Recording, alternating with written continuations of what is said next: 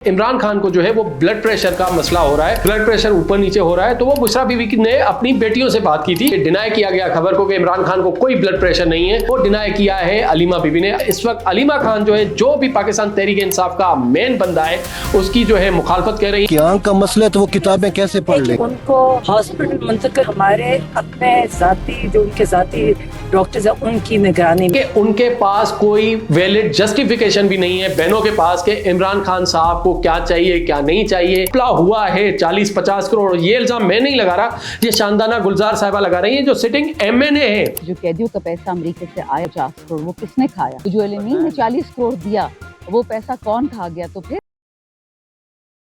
जी अस्सलाम वालेकुम। और आज जो है वो मंगल का दिन था और इमरान खान से मुलाकात का दिन था और वो कुछ मुलाकातें हुई भी हैं, कुछ की इतलात आ भी रही हैं और मज़ीद डेवलपमेंट्स हो रही हैं। लेकिन वहीं पे मैं आपको एक बात बता दूं, अभी जो हमारे पास एक एक्सक्लूसिव इतला आ रही है, हमारे पास इतला ये आ रही है कि इमरान खान की जो हमशीरा है अलीमा खान और इमरान खान की जो बेगम है बुशरा बीवी साहिबा, अब उन दोनों के दरमियान जो है लड़ाई शिद्दत इख्तियार कर गई है। और लड़ाई खास करके जो है वो बयानिए की गई है, क्योंकि अभी तक जितने मैसेजिंग हुई है इमरान खान से गुज़िश्ता 4 महीनों में, वो मैसेजिंग जो है बुशरा बीबी के फैमिली के थ्रू हुई है। क्योंकि बुशरा बीबी इमरान खान से वीकली मुलाकात करती हैं जेल के अंदर। वो फिर अपनी फैमिली को बताती हैं कि इमरान खान को क्या मसाइल हैं, क्या सहूलियात हैं, क्या उनसे बातचीत होती है। तो बुशरा बीबी का जो सोर्स होता है वो ऑथेंटिक होता है और जितनी मैसेजिंग होती है वो बुशरा बीबी की फैमिली के थ्रू जो है बाहर आती है, मीडिया तक आती है, पार्टी कारकुनान तक आती है।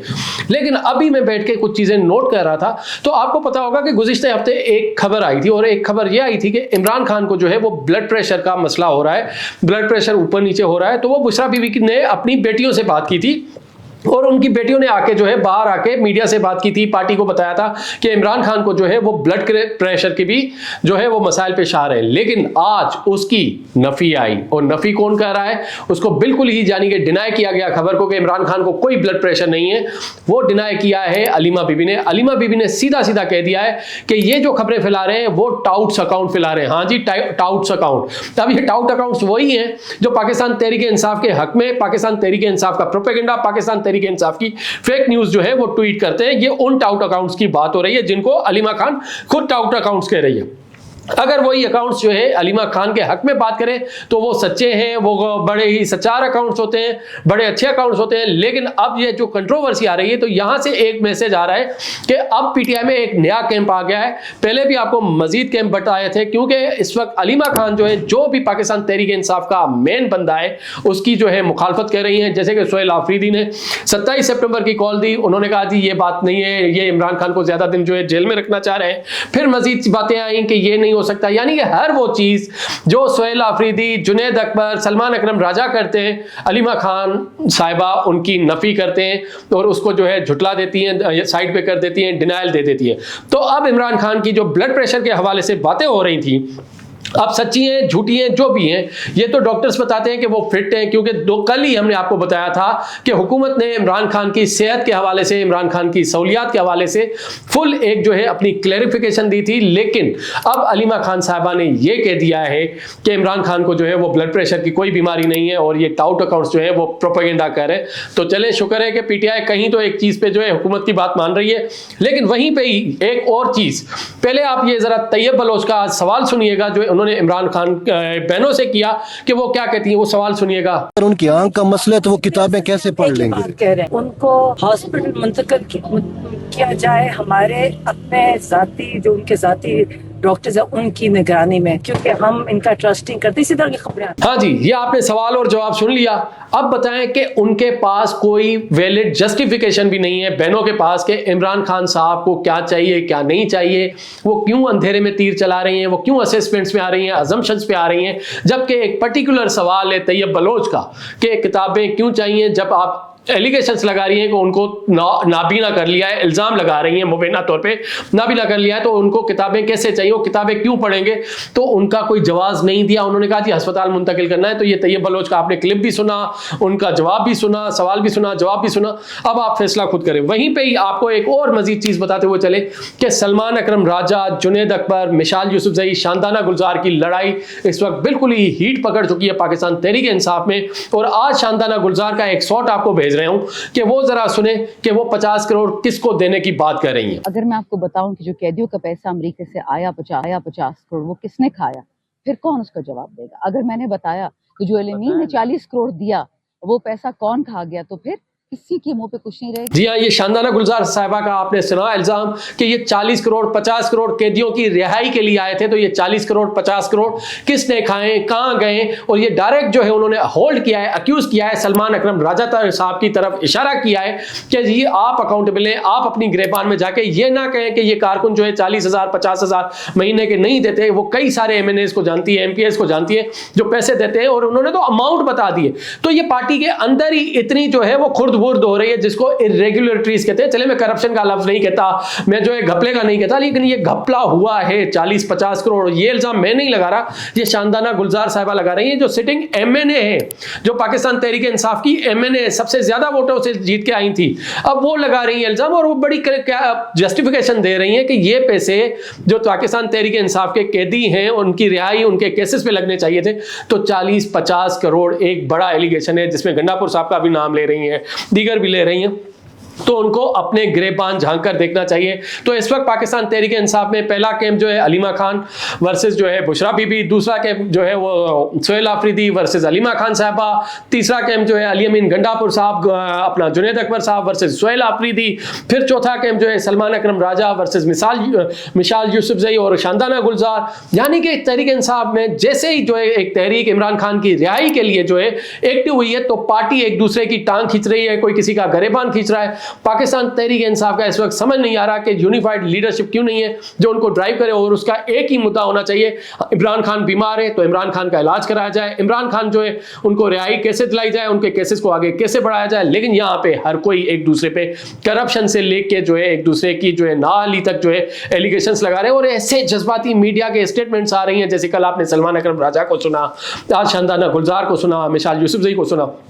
वहीं पे ही CM जो खैबर पख्तूनख्वा है सोहेल आफरीदी, अब उन्होंने बात की है कि बात जो है वो रिहाई से मुलाकात तक लेके आए। वो कहते हैं जी रिहाई के लिए हम 27 तारीख को जो है 27 सितंबर को मार्च निकालेंगे, 20 लाख लोग आएंगे और जो है इमरान खान को हर सूरत रिहा करवाएंगे। लेकिन वही अब बयानिया जो है आराम से टूटता जा रहा है, और वो कह रहे हैं एक मुलाकात दे दें और उस मुलाकात के बाद जो होगा वो हम देख लेंगे, लेकिन अभी एक मुलाकात दे दें। कोई उसकी जितनी पावर से वो आए थे उतनी तेजी से वो नीचे जा रहे हैं। तो ये पाकिस्तान तहरीक इंसाफ बेहतर बता सकती है कि उनकी स्ट्रेटजी क्या है, उनका लाएमल क्या है, क्योंकि टीटेप वाले जो है तहरीक तहफ़्फ़ुज़ आईन पाकिस्तान महमूद अचकज़ई साहब जो अपोजिशन लीडर हैं वो भी उनके साथ सामने नजर नहीं आ रहे, दीगर लोग भी सामने नजर नहीं आ रहे। तो ये सारी चीजें। वहीं पे ही एक और खबर दे दूं जो सबसे बड़ी खबर थी, जी हाँ, वो खबर थी सिस्टम कोलैप्स के हवाले से। और सिस्टम कोलैप्स के हवाले से मोहसिन नकवी साहब ने कहा था ये सिस्टम कोलैप्स हो चुका है और इस सिस्टम को जो है बेहतर बनाने के लिए जो है हमें इक़दामात लिए जाएंगे।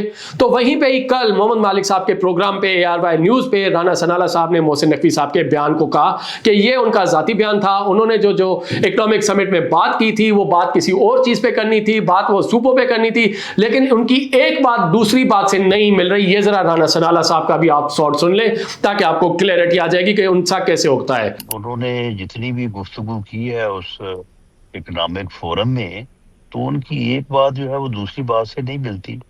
उन्होंने एक ही अपनी स्पीच में बहुत सी कॉन्ट्राडिक्टरी जो है वो बातें की, और ये बात मैं तो समझने से कासर रहा हूँ कि वो उसमें कहना क्या चाहते थे, और जो उनका बुनियादी तौर पे मौक़िफ़ या उस इकोनॉमिक फोरम की मीटिंग को बुलाने का मकसद था कि वो छोटे सूबों के ऊपर बात करें या छोटे इंतजामी यूनिट्स के ऊपर बात करें, तो उसके ऊपर तो उन्होंने बात ही नहीं की। जी हाँ, तो ये आपने राना सनाला साहब की बात सुन ली। वहां पे वो कहते हैं जी मोहसिन नकवी ने मीटिंग कराई छोटे सूबों के बयान पर, लेकिन बात कहीं से कहीं ले गए। राना सनाला का ये दावा है मोहसिन नकवी ने अपने ही बयान से मुतजाद बातें कर रहे हैं, उनकी बातों में कोई क्लियरिटी नहीं है। ये राना सनाला साहब वही हैं जिन्होंने शुरू में मोहसिन नकवी पे काफी सारे हमले किए थे। ख्वाजा आसिफ राना सनाला ने, फिर नवाज शरीफ साहब ने उनको रोका था कि ऐसी बातें ना कीजिएगा और कुछ चीजें नहीं हो जाएगा। और हमारी इतलात के मुताबिक जो परसों एक मीटिंग हुई थी नवाज शरीफ साहब ने की थी संडे को, और वो कल भी मीटिंग हुई थी शांगला गली में मरी में,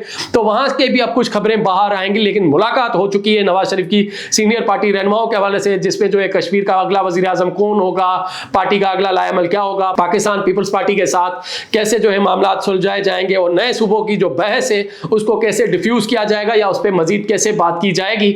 तो इस पर भी बड़ी बातें हुई थी। तो वहीं पर राना सनाला साहब ने एक और बड़ा दावा किया, और वो दावा यह किया है कि मोहसिन नकवी की कोई जाती राय नहीं थी, उनकी एक बात दूसरी बात से नहीं मिल रही थी, और उन्होंने ये बातें ऐसे ही की हैं, जाती हैसियत में की हैं।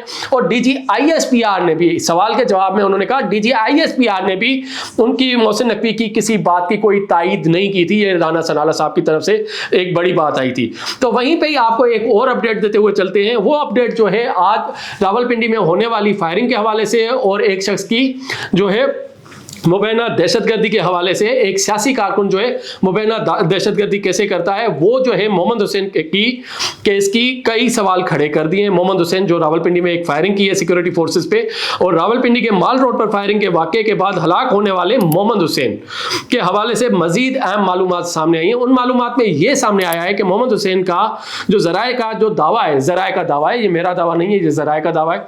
ज़राए जो दावा कर रहे हैं, जो कारकुन मोहम्मद हुसैन है जो आज सुबह जो हलाक हुए हैं, सिक्योरिटी फोर्सेस पे पहले फायरिंग की, फायरिंग के नतीजे में वो हलाक हुए हैं, उनका ताल्लुक जो है वो बताया जा रहा है पाकिस्तान तहरीक इंसाफ से, और वो पाकिस्तान की तहरीक इंसाफ की रैलियों में जो है देखे जाते थे, रैलियों में जो है पाए जाते थे, वो झंडे उठाते थे, नारे लगाते थे, कारकुनों के साथ मिलते थे और सरगर्मियों में फाल थे।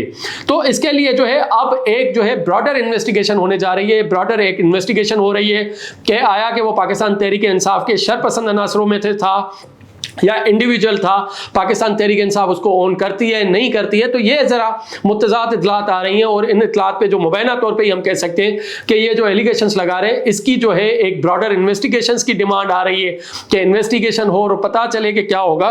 और वहीं पर ही वो आखिर कौन सा जहरीला बयानिया था जिसने एक आम सियासी कारकुन को मुबैना तौर पर पुरतशद्दुद और दहशतगर्दी पर के रास्ते पर निकाला। कि बयानिया की जो जंग है आजकल आपको पता है, नैरेटिव की जो वार है वो बहुत ही जहर उगल रही है, चाहे वो पाकिस्तान है, चाहे अफगानिस्तान है, चाहे दुनिया का कोई भी मुल्क है, वहाँ नैरेटिव जो है एक बड़ा जहर उगल रहा है और काफ़ी सारी चीज़ों को डिस्टर्ब कर रहा है। तो वहीं पे मैं आप बता दूं कि अब ज़रूरत है कि ज़रूरत नारों की नहीं बल्कि मुकम्मल और शफाफ तहकीकात की है।